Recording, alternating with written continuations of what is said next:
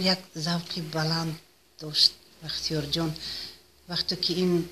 علاقه هنرمند شد و فیلم به نوار گرفتنی شد همین اول جورهایش رو دعوت کرد دینا یکی از اونها به من زنگ زدن همین خبر فهمیده و همین چیزا باز تکرارا به من گفتن و من گفتم افسوس که من نمیتونستم اون وقت نباشد هر یکی شمایان کنار به نمیموندیتون همراه بختیار جان میبودید البته افسوس خود لیکن افسوس چه افسوس در زندگی ما همگان افتخار داریم که فرزندی تاجیک انم خیلی با یک آرزوها با یک پاکی ها پس از همین خیلی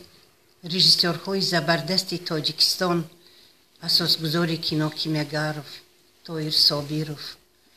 و بسیار بسیار دیگر رژیسورانی که ما آنها را همیشه در یاد داریم با آنها افتخارمند هستیم کینوی تاجیک را به تمام دنیا مشهور گردانید انسان ها میتونن یک کسب و یک هنر از آموختن و تجربه کردن ولی انسان های هستن که خداداد هستن هر انسان مثلا یک نقاش میتواند خداداد باشه بختیار هم در سینمای ما یک شخص خداداد بودن هر چیزی میکردن مثل که طبیعی و تمامی وجودشان بودن فقط اون خاصی بختیار و همین این ویژگی و از مثلا خاص بودن و توأم بودن با آثار خود این خدادادی هنر و فن چیزی اون است استعدادی اون است که به همین شاید که در تمام دنیا شناخته شد ولی آدمایی هستن که زحمت میکشن کسب از خود میکنن من نمیگم که بختیار کسب شد تکمیل نداد او از ابتدا اون خداداد بود اون چیزش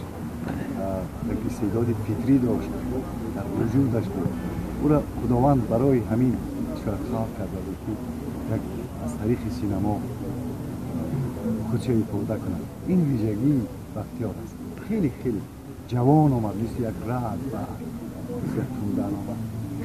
خیلی جوان و شهرت هم یا خوب در تمام جهان شناخته شد هم کسانی موفق میشن به این چیز این هم ویژگی